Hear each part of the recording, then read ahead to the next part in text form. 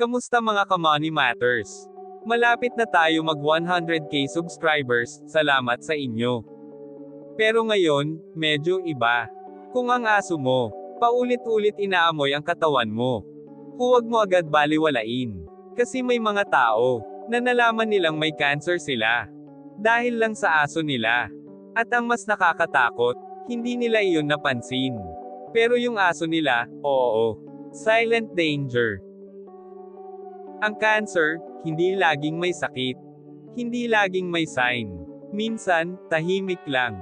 Habang abala ka sa buhay. May nangyayari na pala sa loob ng katawan mo. Dog's ability. Habang ikaw umaasa sa nararamdaman. Ang aso mo umaasa sa amoy. Ang katawan mo, kapag may cancer, naglalabas ng chemical changes. Hindi mo maaamoy. Pero sa aso, parang alarm iyon. May isang babae. Napansin niya, yung aso niya. Lagi inaamoy ang dibdib niya.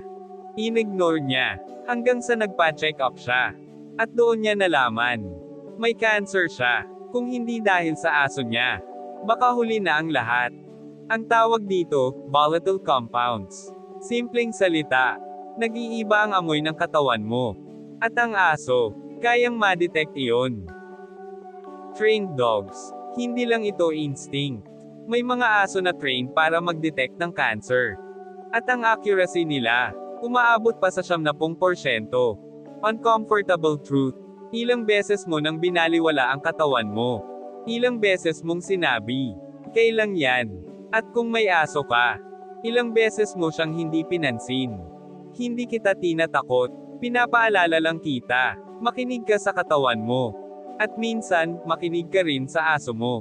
Kasi baka, yung babala, nasa harap mo na, at hindi mo lang pinapansin. Mga ka-Money Matters, kung may natutunan kayo dito, i-share nyo, baka may isang tao, na kailangan itong marinig.